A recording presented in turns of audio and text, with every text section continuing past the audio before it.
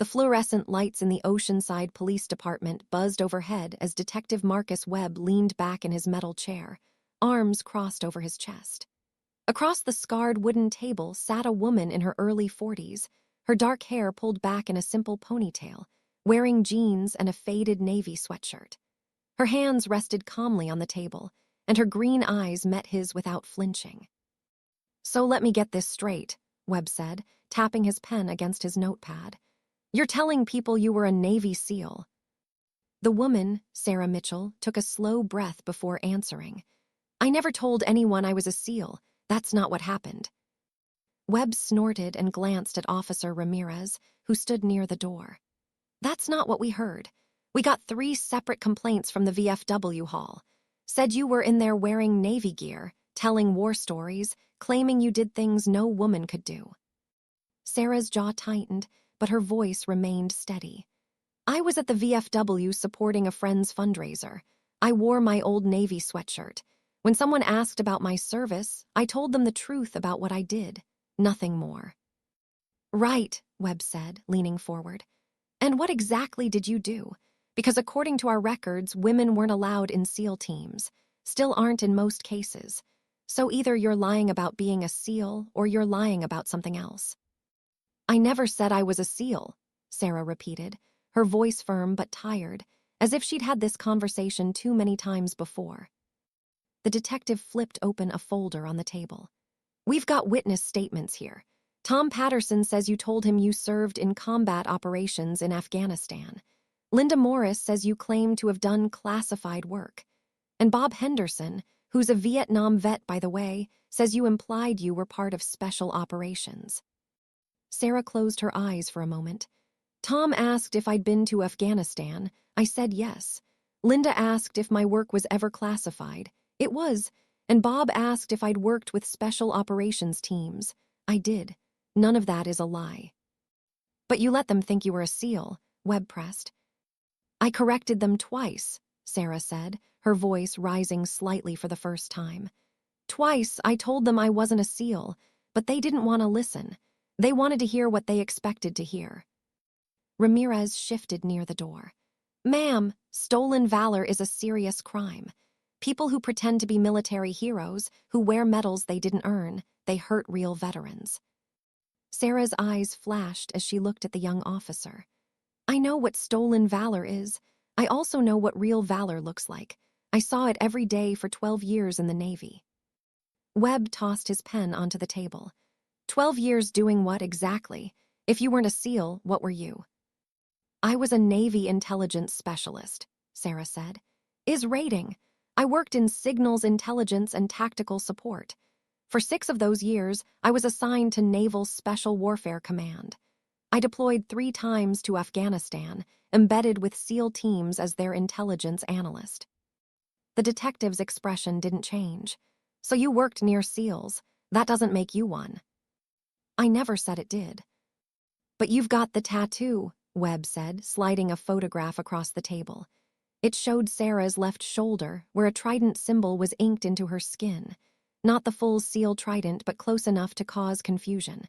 "That's the trident, the SEAL emblem. Why would you have that if you weren't a SEAL?" Sarah looked at the photo, and for the first time her composure cracked slightly. Her eyes grew distant, seeing something beyond the walls of the interrogation room. "That tattoo has a story, a long one." "I've got time," Webb said coldly. Sarah pulled her sweatshirt sleeve up further, revealing the full tattoo. It wasn't exactly the SEAL trident. The eagle anchor and pistol were there, but rendered differently, more artistic, with waves and stars woven through the design. Below it, in small script, were coordinates and a date: 33 9 degrees and 69, 2 degrees E, November 7, 2011. "That's Kandahar province," she said quietly. "Those coordinates mark a compound where I spent 14 hours pinned down with a 6-man SEAL team. We'd gone in to extract intelligence from a Taliban communications hub. I was there because I was the only one who could operate the equipment we needed." Webb's skeptical expression didn't soften, but he'd stopped interrupting. "The mission went wrong," Sarah continued. "We got the intel, but on the way out we were ambushed. Heavy fire from 3 directions. Our extraction helicopter couldn't land. We had to hold that position until nightfall, until another team could fight their way to us. Her fingers traced the coordinates on her arm. During those 14 hours, I wasn't just an analyst sitting in the back. I was on a rifle returning fire, helping tend wounds, doing whatever needed to be done to keep us alive. One of the SEALs, a petty officer named Jake Martinez, took a round through his shoulder. I kept pressure on the wound for 2 hours while he talked me through calling in air support coordinates. Sarah's voice grew softer. When we finally got extracted, Jake and his team leader, Chief Petty Officer David Chen, they told me I'd earned my place with them. That as far as they were concerned, I was one of them. Not a SEAL. They knew I hadn't gone through Bud S, hadn't earned the Trident officially. But I was their teammate, their sister. She looked up at Webb. 2 months later, on Jake's next deployment, he was killed. IED outside Kabul. Before he died, he designed this tattoo. His mom sent it to me after the funeral. It was in his personal effects. A note said, "For Sarah, she bled with us." The room was silent for a long moment. Ramirez looked uncomfortable, shifting his weight from foot to foot, but Webb's face remained hard. "That's a touching story," the detective said finally.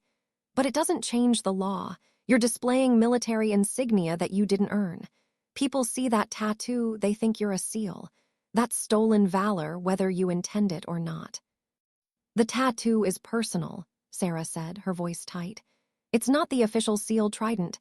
Any SEAL would know the difference." "But regular people don't," Webb shot back. "That's the problem. You walk around with that on your arm, wearing Navy gear, talking about combat operations, and people make assumptions. Wrong assumptions." Sarah pulled her sleeve down. "So I should hide a memorial to a fallen friend? Pretend those experiences didn't happen? Dishonor Jake's memory because some people can't be bothered to ask questions before jumping to conclusions?" "You should be honest," Webb said. "I am honest." Sarah's palm hit the table, the first real show of anger. "I've been nothing but honest. I served my country with honor for 12 years. I have the DD-214 to prove it, the deployment records, the security clearances. I never claimed to be something I wasn't. But apparently being a woman who served in combat, who worked alongside special operations, who earned the respect of SEAL teams, that's so unbelievable that I must be lying." Webb stood up. "We're going to verify your service records. If everything checks out, and if you agree to stop misrepresenting yourself, we might be able to let this go with a warning." "Misrepresenting?" Sarah stood as well, meeting his eyes. "I'm not misrepresenting anything. You know what the real problem is? The real problem is that some men at that VFW couldn't handle the idea that a woman did what I did, that I saw combat, that I earned the respect of Navy SEALs. So instead of accepting the truth, they called the police and accused me of stolen valor." "That's your opinion," Webb said dismissively. "No, that's the truth. But you're too busy protecting their fragile egos to see it." The detective's face reddened. "Watch yourself, Ms. Mitchell. You're already in enough trouble." "Am I under arrest?" Sarah asked calmly. Webb hesitated. "Not yet, but don't leave town. We'll be in touch once we verify your story." "It's not a story," Sarah said quietly. "It's my life." Part 2. Sarah walked out of the police station into the bright California sunshine, her hands shaking slightly as she dug her keys from her pocket. She'd kept her composure inside, but now, alone in the parking lot, the anger and humiliation washed over her in waves. 12 years of service, 3 combat deployments, countless nights on forward operating bases, living in the same harsh conditions as the men around her, doing the same dangerous work.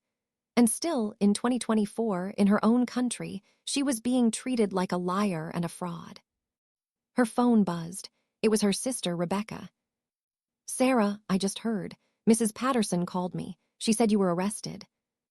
"Not arrested, questioned, about stolen valor of all things." Rebecca's voice rose in disbelief. "Stolen valor? That's insane." "Try telling that to Detective Webb," Sarah said, climbing into her truck. "Apparently, I'm not allowed to talk about my own service because some people can't handle the truth." "What happened exactly?" Sarah started the engine and pulled out of the parking lot, heading toward her small rental house on the outskirts of Oceanside. As she drove, she explained the whole situation: the VFW fundraiser, the conversations with the veterans there, and how Tom Patterson had apparently taken offense when she'd mentioned working with SEAL teams. "Tom Patterson is a bitter old man," Rebecca said. "He's been complaining about women in the military for years. Remember when his daughter wanted to join the Marines? He practically disowned her." "Well, now he's filed a police complaint against me," Sarah said, "along with his friends Bob and Linda." "This is wrong, Sarah. Everyone who knows you knows you're the real deal. Your service record speaks for itself." But Sarah wasn't sure anymore. She'd moved to Oceanside 6 months ago, hoping to be near other veterans, people who understood what she'd been through. Instead, she'd found a community that seemed determined to keep her at arm's length. When she got home, she changed out of the navy sweatshirt. Maybe Webb was right. Maybe it did cause problems, and put on a plain gray t-shirt. She made coffee and sat at her kitchen table, staring at her laptop. She should pull up her service records, make copies, prepare to defend herself. But the thought exhausted her. How many times would she have to prove herself? How many times would she have to justify her own experiences? Her phone rang again. This time it was an unknown number. "Hello. Is this Sarah Mitchell?" A woman's voice, professional but warm. "Yes." "Ms. Mitchell, my name is Jennifer Alvarez. I'm a reporter with the North County Tribune. I heard about the incident at the police station today, and I was hoping to speak with you about it." Sarah's stomach sank. No comment. "I understand your hesitation," Alvarez said quickly, "but I want to tell your side of the story. I've been covering veterans' issues for 5 years, and this sounds like a case of discrimination, not stolen valor." "How did you even hear about this?" Sarah asked. "Police scanner, and I have sources at the VFW. Ms. Mitchell, Tom Patterson has been making accusations about you all over town. If you don't respond, his version becomes the only version people hear." Sarah closed her eyes. "I just want to be left alone." "I understand, but sometimes staying silent just lets the lies spread. Think about it. Here's my number if you change your mind." After hanging up, Sarah sat in silence. Outside her window, the California sky was turning pink and orange as the sun set over the Pacific. She'd chosen Oceanside specifically because of its proximity to Camp Pendleton and the naval base.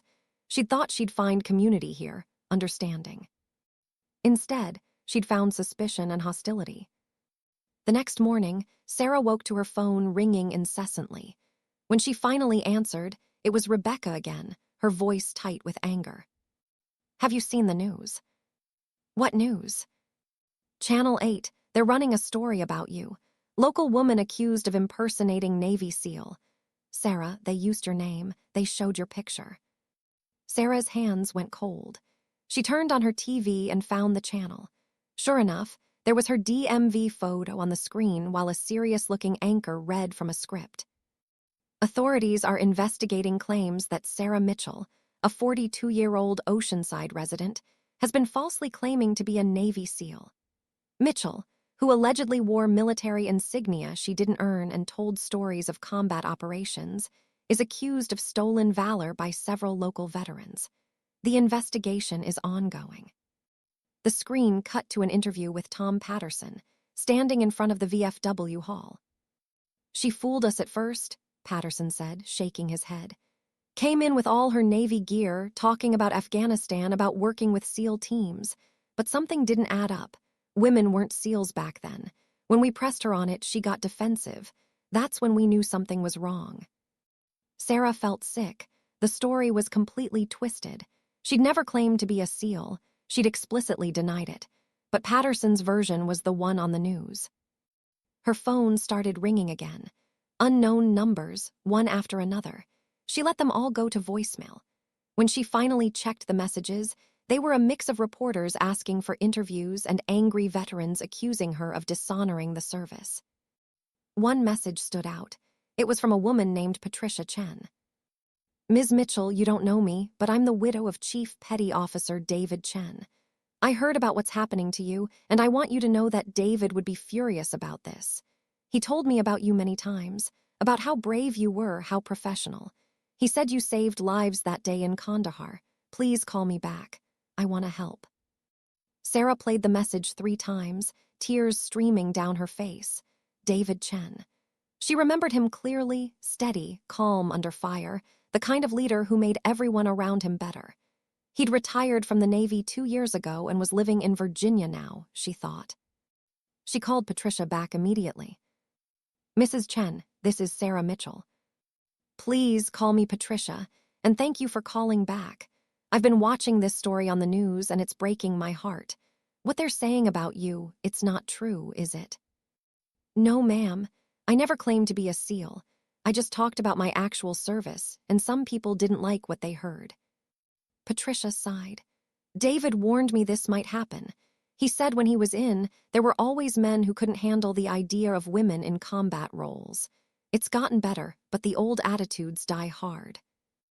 I'm so sorry to drag you into this, Sarah said. You're not dragging me into anything. I want to help. David kept detailed records of his deployments. He has commendations that mention you by name. I'm going to send copies to that detective and to the news stations. The truth needs to come out. Thank you, Sarah whispered. That means more than you know. After hanging up, Sarah felt a small spark of hope. But it was quickly extinguished when she checked her email and found a message from her landlord. Ms. Mitchell, I've received complaints from other tenants about the news coverage regarding your military service. Given the serious nature of these allegations, I'm going to need you to vacate the premises within 30 days. I'm sorry, but I can't have this kind of attention on my property. Sarah stared at the screen in disbelief. She was being evicted over false accusations, over doing nothing more than telling the truth about her own life. She stood up and walked to her bedroom, opening the closet where she kept her military memorabilia. Her DD-214 discharge papers, her deployment photos, her ribbons and medals, the Navy and Marine Corps Achievement Medal, the Combat Action Ribbon, the Afghanistan Campaign Medal. And there, in a frame on the shelf, was a photo from that day in Kandahar. It had been taken right after their extraction, when they'd finally made it back to base. 6 exhausted SEALs and Sarah, all covered in dust and blood, arms around each other's shoulders.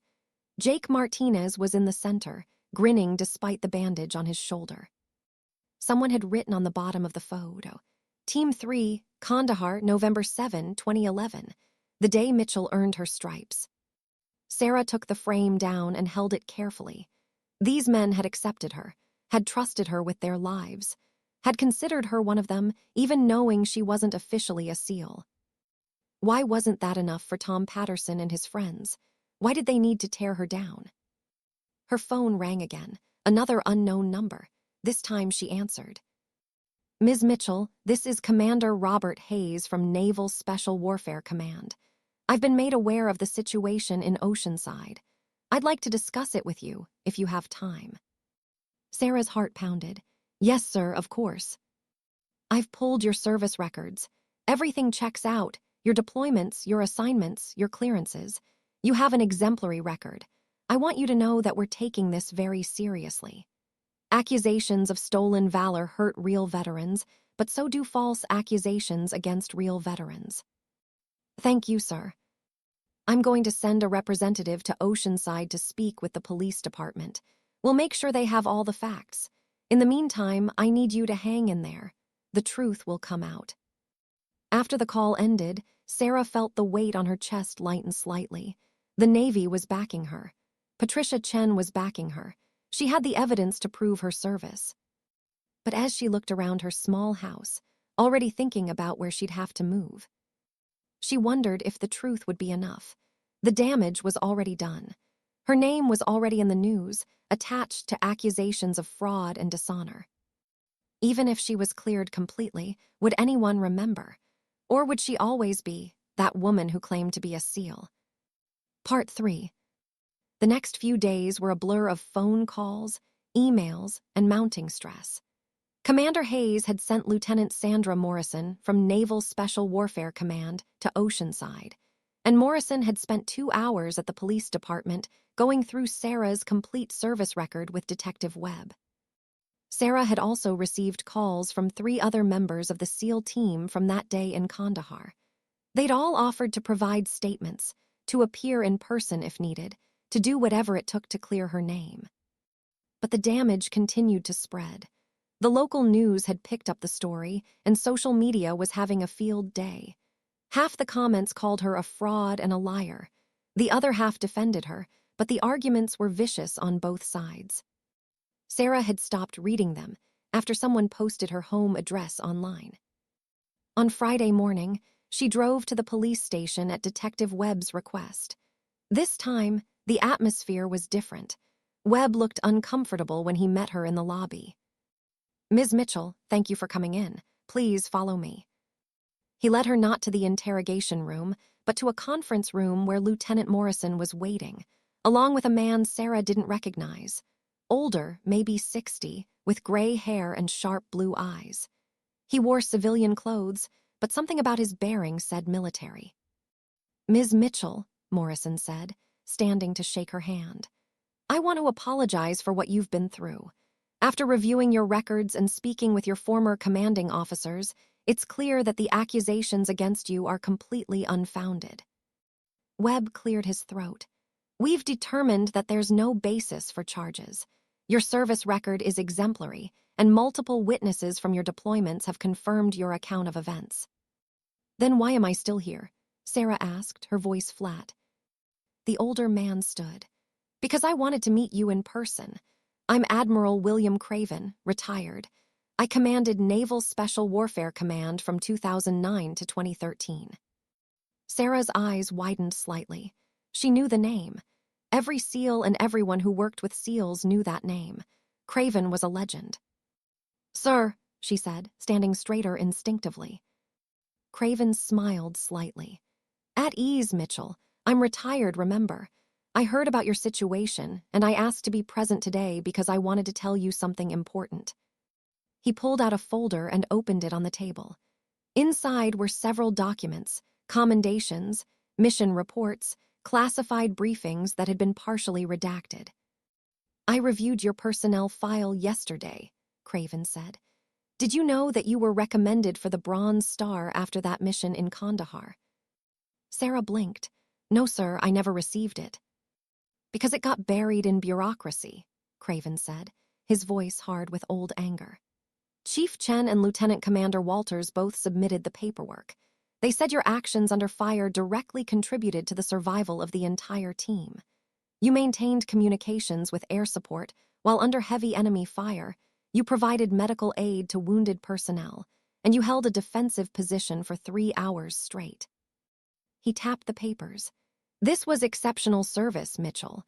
But somewhere up the chain of command, someone decided that giving a Bronze Star to a female intelligence specialist who'd served in combat with a SEAL team would be too controversial.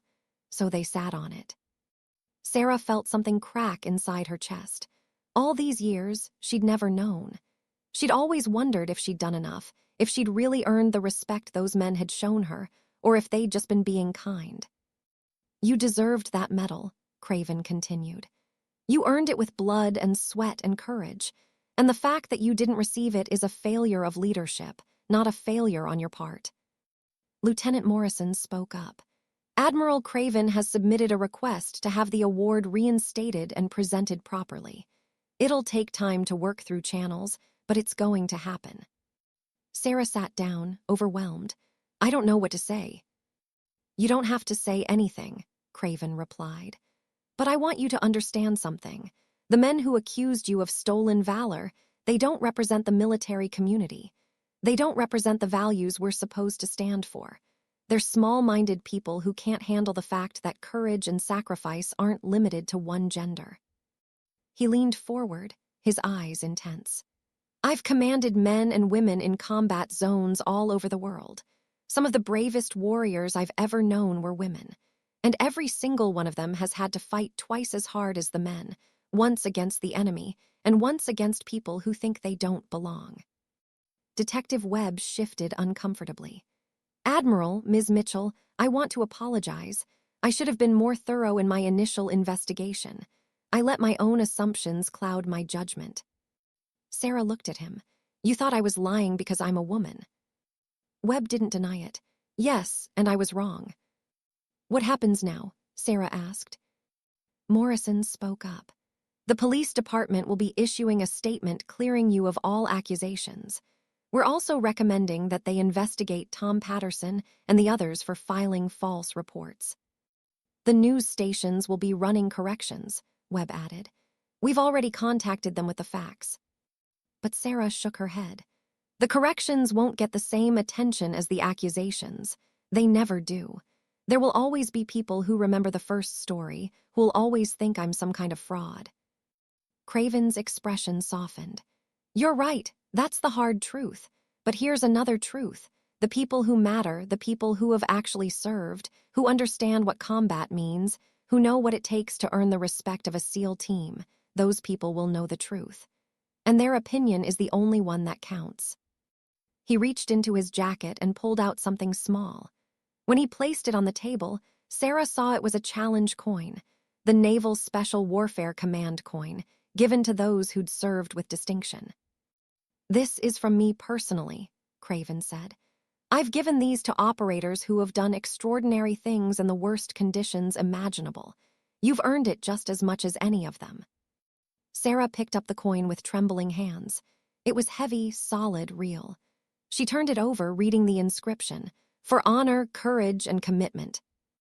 Thank you, sir, she whispered. After the meeting ended, Lieutenant Morrison walked Sarah out to her truck. The morning sun was bright, and for the first time in days, Sarah felt like she could breathe. What will you do now? Morrison asked. I don't know, Sarah admitted. I still have to find a new place to live. My landlord is evicting me. Morrison's jaw tightened. That's illegal. He can't evict you based on false accusations.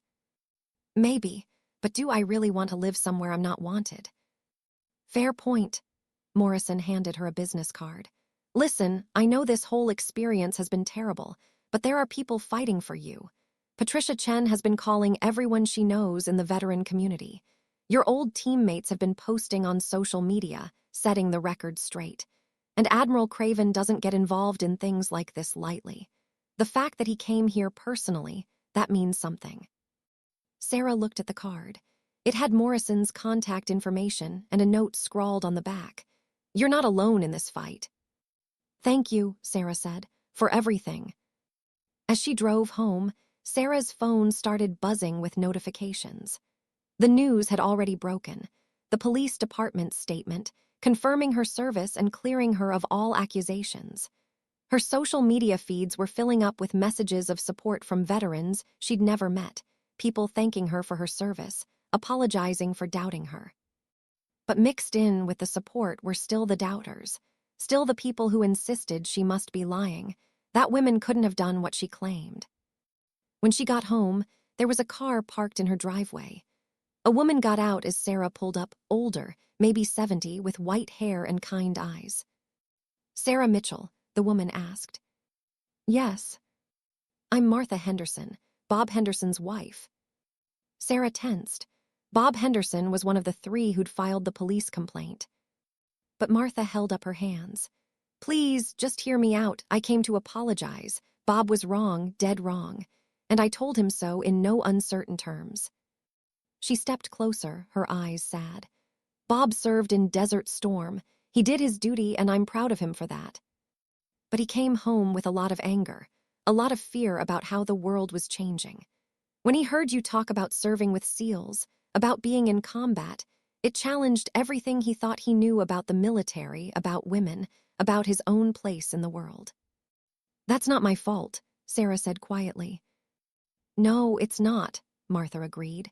It's his, and he needs to own that. I'm not here to make excuses for him. I'm here to say that I'm sorry and that some of us in this town are better than this.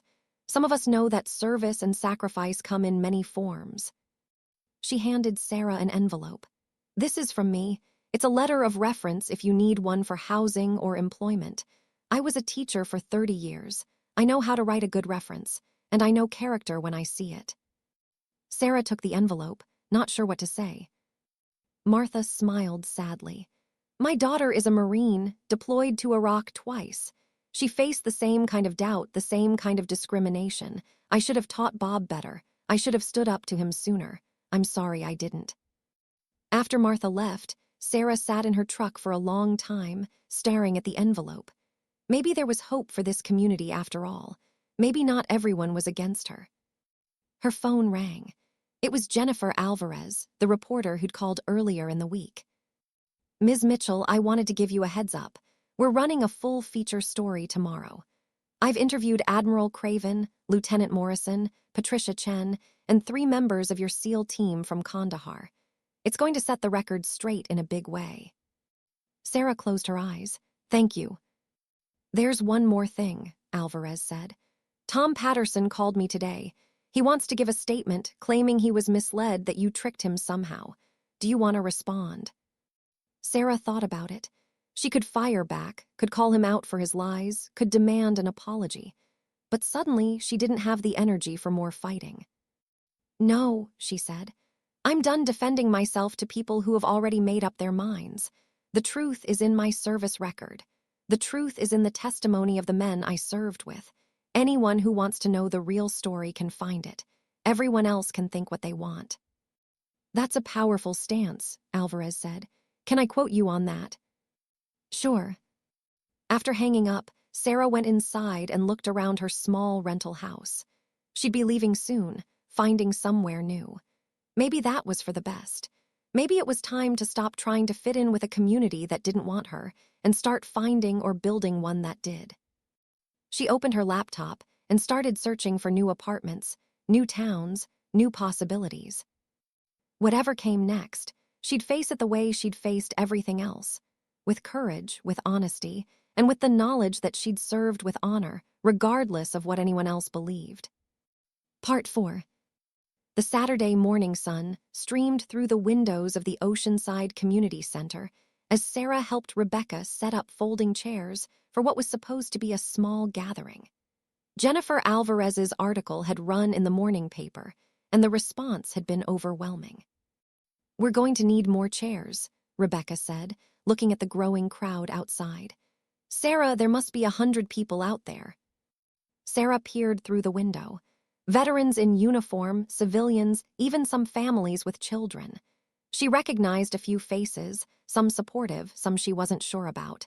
Her stomach churned with anxiety. Maybe this was a mistake, she said. Maybe we should just cancel. No way, Rebecca said firmly. These people came here to support you, to hear the truth. You owe it to them and to yourself to speak. The event had been Patricia Chen's idea. After Alvarez's article revealed the full story, Sarah's decorated service, the buried Bronze Star recommendation, Admiral Craven's support, Patricia had suggested a community forum where Sarah could address the rumors directly. Let them see you, Patricia had said. Let them hear your voice, your truth, not secondhand, not filtered through news reports, direct from you. Lieutenant Morrison appeared in the doorway. We're ready when you are, Sarah. Admiral Craven just arrived. Sarah's eyes widened. The Admiral is here. He insisted, said he wanted to make sure this community understood exactly who you are and what you've done. They opened the doors and people filed in. Sarah stood to the side, watching nervously as every seat filled, and still people kept coming, lining the walls, standing in the back. News cameras set up in the rear of the room. Tom Patterson walked in with Bob Henderson and Linda Morris. Sarah stiffened, but Rebecca touched her arm. Let them hear, Rebecca whispered. Let them sit there and hear every word. Admiral Craven took the podium first. Even in civilian clothes, he commanded the room instantly. The crowd fell silent. Thank you all for coming, he began, his voice carrying authority earned over decades of service. I'm here today because of a grave injustice, not the kind that happens on a battlefield, but the kind that happens when we fail to honor those who have served alongside us. He looked directly at Tom Patterson. Some of you in this room made serious accusations against Sarah Mitchell. You claimed she was committing stolen valor, that she was lying about her service, dishonoring the military. Those accusations spread quickly. They damaged her reputation, cost her housing, caused her significant distress. The Admiral's voice hardened. Those accusations were wrong, completely, utterly wrong, and they need to be addressed publicly the same way they were made. He went through Sarah's service record point by point, her recruitment, her training, her security clearances, her deployments. He read from commendations written by SEAL team leaders describing her professionalism, courage, and dedication. Sarah Mitchell never claimed to be a Navy SEAL, Craven said clearly. She claimed to have served with SEAL teams, which she did. She claimed to have been in combat, which she was. She claimed to have earned the respect of special operations personnel, which she absolutely did. He pulled out a document. This is a recommendation for the Bronze Star with Valor device, written by Chief Petty Officer David Chen in 2011. It describes how Sarah, while under intense enemy fire, maintained critical communications, provided medical aid to wounded teammates, and held a defensive position for hours. It states, and I quote, "Petty Officer Mitchell demonstrated exceptional courage and devotion to duty in the face of mortal danger. Her actions directly contributed to the survival of our entire team.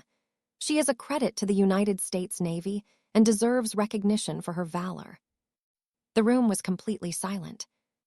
That recommendation was never acted upon, Craven continued, his voice thick with emotion. It got buried, lost in bureaucracy and politics, but I'm here today to tell you that I've personally submitted new paperwork to rectify that oversight. Sarah Mitchell will receive the Bronze Star she earned 13 years ago. A few people started clapping, but Craven held up his hand. Before we celebrate, we need to reckon with what happened here. Sarah came to this community seeking fellowship with other veterans. Instead, she was met with suspicion, accusations, and hostility. We need to ask ourselves why. Why was it so hard to believe that a woman could serve with distinction in combat roles? Why did we assume she was lying rather than considering she might be telling the truth? He looked around the room. I've commanded thousands of service members, men and women, and I can tell you without hesitation that courage, skill, and dedication have nothing to do with gender. Some of the finest warriors I've ever known were women, and every single one of them has had to prove themselves twice over, once to the enemy and once to their own community. Craven stepped back from the podium. Sarah Mitchell has nothing to prove. Her record speaks for itself, but she's agreed to speak to you today anyway, to answer your questions, to put the rumors to rest once and for all. I ask that you listen with open minds and open hearts. Sarah stood on shaky legs and walked to the podium. Looking out at the sea of faces, she saw curiosity, skepticism, support, shame. She gripped the edges of the podium and took a breath. "Thank you, Admiral Craven," she began.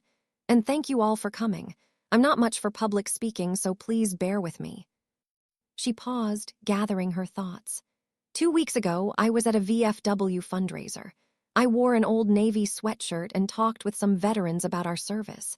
It was supposed to be a simple evening, supporting a good cause, connecting with fellow veterans. Her voice grew stronger.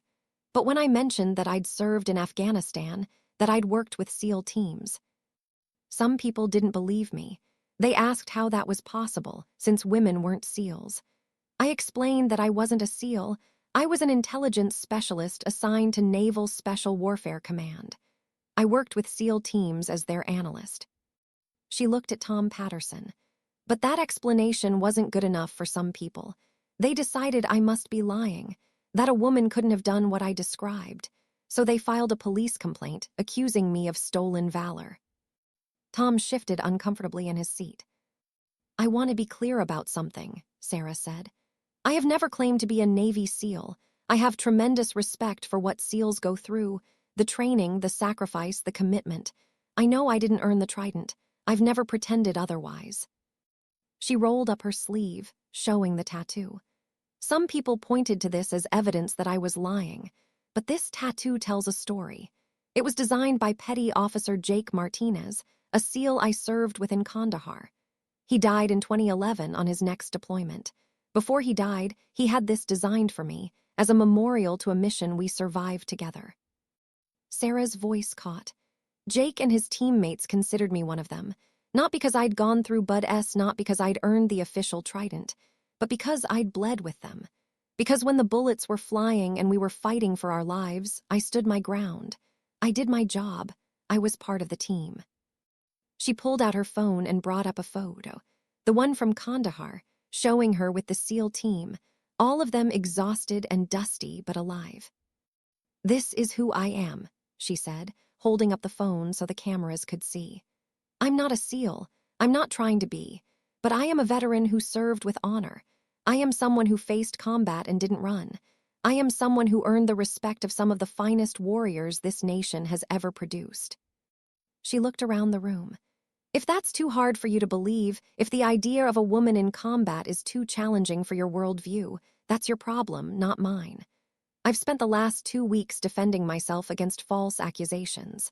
I've been interrogated, investigated, publicly shamed. I've lost my home. I've had my honor questioned. Her voice rose. And for what? For telling the truth about my own life, for wearing a memorial tattoo, for being proud of my service. The passion in her voice echoed through the room. Several women in the audience nodded vigorously. "I'm done apologizing," Sarah said firmly. "I'm done explaining. I served my country for 12 years. I deployed 3 times to a war zone. I earned medals, commendations, and the respect of my teammates. That should be enough." She paused, then added more softly. "I came to Oceanside hopping to find community. Hopping to be around people who understood what I'd been through.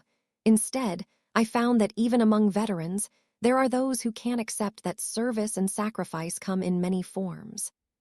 Tom Patterson stood up suddenly. The room went silent. "Ms. Mitchell," he said, his voice gruff, I owe you an apology." Sarah blinked in surprise. "I was wrong," Tom continued, his face red. "I made assumptions. I heard you talking about serving with SEALs and I couldn't picture it, couldn't imagine it, so I decided you must be lying." He looked down at his feet. "But the truth is, I was scared. Scared of what it meant if you were telling the truth. Because if women could do what you did, if they could serve in combat and earn the respect of SEAL teams, then everything I thought I knew about the military, about strength, about who gets to be a warrior, all of that was wrong." Tom's wife, Martha, stood beside him, her hand on his shoulder. "I let my fear turn into anger," Tom said. "I let my own insecurities hurt someone who deserved better. I'm sorry, Ms. Mitchell. I'm truly sorry." Sarah stood silent for a moment, then nodded. "Thank you for that. It takes courage to admit when you're wrong." Bob Henderson stood as well. "I'm sorry, too. I should have listened instead of assuming." Linda Morris remained seated, but raised her hand. "I'd like to ask a question, if that's okay." Sarah nodded. "What was it like?" Linda asked, "being the only woman with those teams?" Sarah considered the question. "It was hard. I won't lie about that. I had to prove myself every single day. I had to be better, faster, more prepared than anyone else just to be taken seriously. But the men I worked with, the ones who gave me a chance, they judged me on my performance, not my gender. When I showed I could do the job, they accepted me as part of the team." "Were you ever scared?" Someone called from the back. "Terrified," Sarah admitted. "Especially in Kandahar. There were moments during that 14-hour firefight when I was certain I wasn't going to make it home. But fear is part of combat. Every warrior feels it. The question is what you do with that fear." More hands went up. For the next hour, Sarah answered questions about her training, her deployments, her experiences. She talked about the challenges women faced in the military, but also about the progress that had been made. She spoke honestly about her struggles with PTSD after returning home, about the difficulty of transitioning to civilian life. As she spoke, something shifted in the room. The skepticism faded, replaced by understanding, even admiration. People who'd come to judge stayed to listen. And in their listening, they began to see Sarah not as a threat to their beliefs, but as a fellow veteran deserving of respect. When the forum ended, people lined up to speak with Sarah personally. Some apologized. Others thanked her for her service. A few women veterans shared their own stories of discrimination and disbelief. Patricia Chen hugged her tightly. "David would have been so proud of how you handled that." Admiral Craven shook her hand. Well done, Mitchell. You just did something harder than any combat mission. You changed minds. Part 5. 3 weeks later, Sarah stood in the parking lot of a small apartment complex in Carlsbad, just north of Oceanside. The building was modest but well-maintained, with a view of the ocean from the upper floors.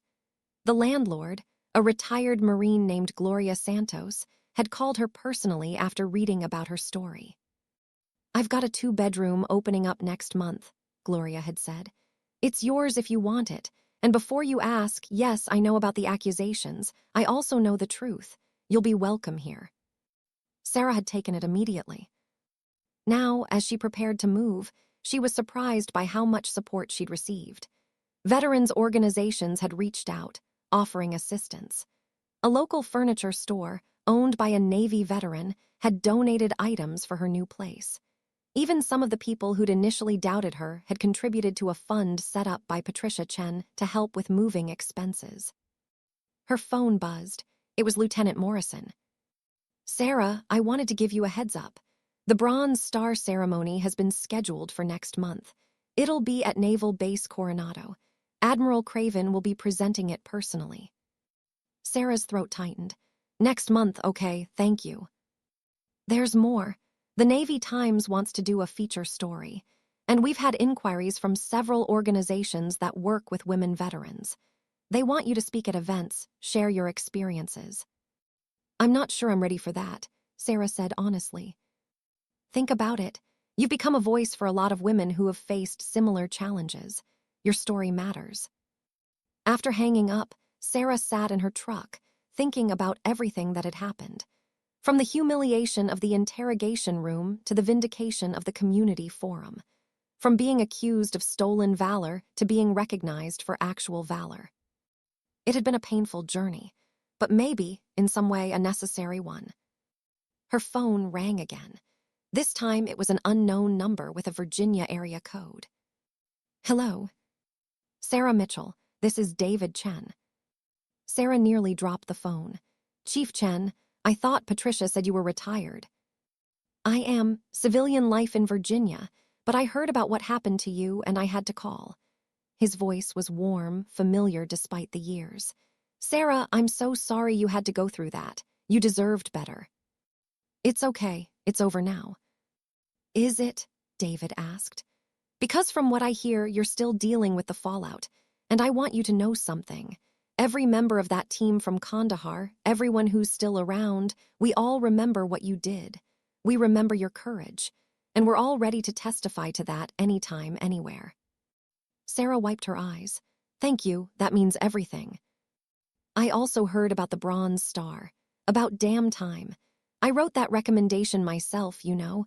When it got buried, I was furious. But Patricia told me Craven's pushing it through now." "He is. The ceremony's next month." "I'll be there," David said firmly. "Wild horses couldn't keep me away. You saved my life, Sarah. You saved all our lives. It's time the world recognized that." After the call ended, Sarah sat in silence for a long moment. Then she started her truck and drove to the VFW hall. The parking lot was half full. It was Friday evening, and the weekly dinner was underway. Sarah had avoided the place since the accusations, but suddenly she felt the need to face it one more time. She walked inside. Conversations faltered as people noticed her. Martha Henderson hurried over. "Sarah, I'm so glad you came. Come, sit with us." She led Sarah to a table where Tom Patterson and Bob Henderson sat with their wives. Both men stood awkwardly as Sarah approached. "We weren't sure you'd ever come back here," Tom said quietly. "After what we did." Sarah pulled out a chair and sat. "I almost didn't, but this is supposed to be a place for veterans, all veterans, and I'm not going to let fear or anger drive me away from that." Bob nodded. "We've been talking about starting a program here for women veterans, making sure they feel welcome, making sure what happened to you doesn't happen to anyone else." "We'd like your input," Martha added, "if you're willing to help." Sarah looked around the table. These were imperfect people. They'd made serious mistakes, but they were also trying to do better, to learn, to change. "I'd be willing to help," she said finally, on one condition. Name it, Tom said.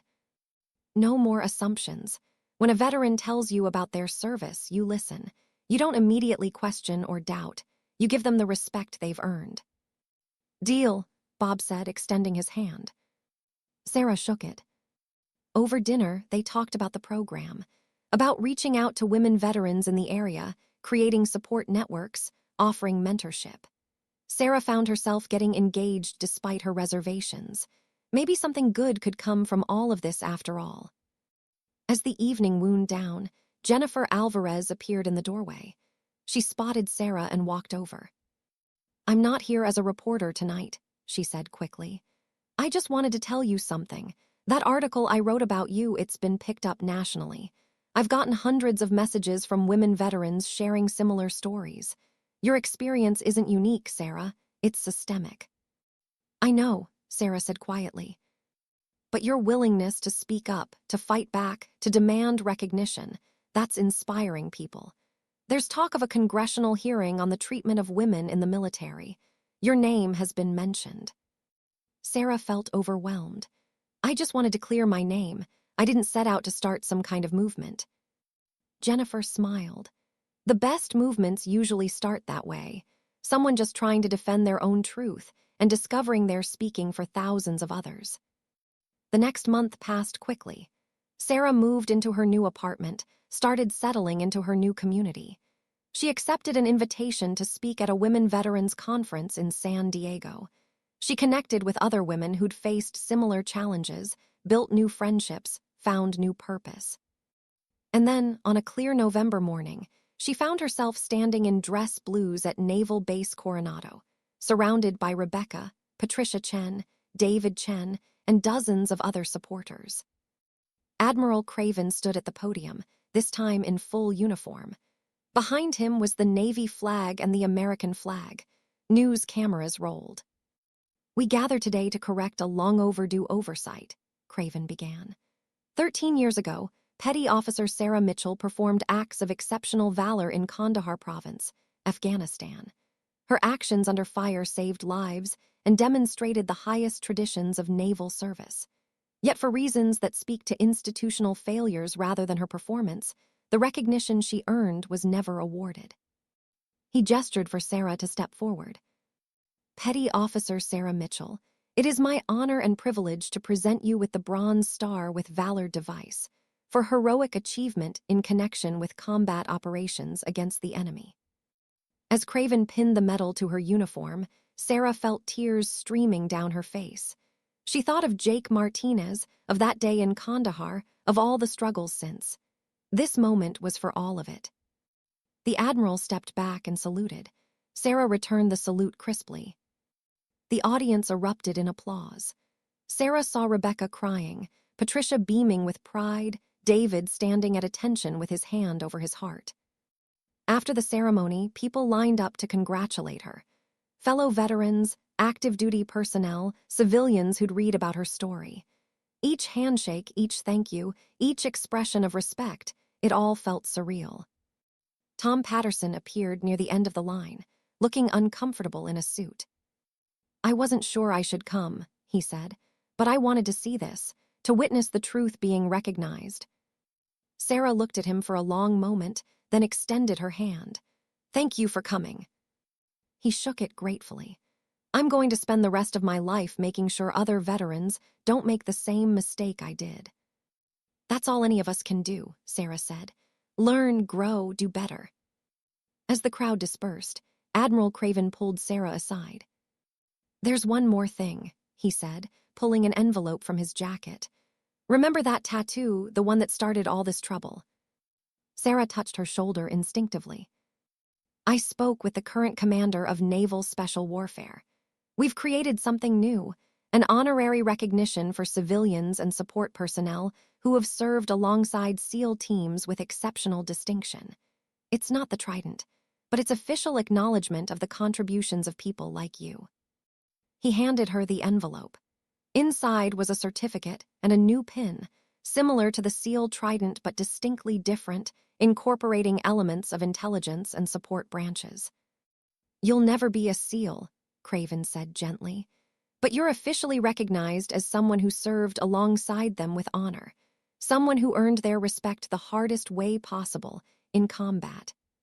Sarah stared at the pin, overwhelmed. "Sir, I don't know what to say." "Say you'll keep telling your story. Say you'll keep fighting for recognition of all veterans, regardless of gender. Say you'll help build a military community that values courage over convention." "I will," Sarah promised. "I absolutely will." That evening, Sarah stood on the balcony of her new apartment, looking out at the Pacific Ocean. The bronze star was on her dresser. The honorary pin was in her hand. But more important than any medal or recognition was the knowledge that she'd stood her ground, defended her truth, and come through the fire stronger. Her phone buzzed. It was a text from a number she didn't recognize. "Ms. Mitchell, my name is Jessica Torres. I'm a Marine corporal facing similar accusations to what you went through. I read about your story. Would you be willing to talk? I could really use some guidance." Sarah smiled and typed back immediately. "Absolutely. Let me know when you're free. You're not alone in this." She sent the message and looked back out at the ocean, at the vast expanse of possibility stretching before her. The fight wasn't over. There would be more women like Jessica, more battles to be fought, more truths to be defended. But Sarah was ready. She'd been tested by fire and proven her strength. She'd been doubted and vindicated. She'd been torn down and built herself back up, stronger than before. And now, standing in the sunset light with the weight of hard-earned medals on her conscience and the support of a growing community behind her, Sarah Mitchell knew exactly who she was.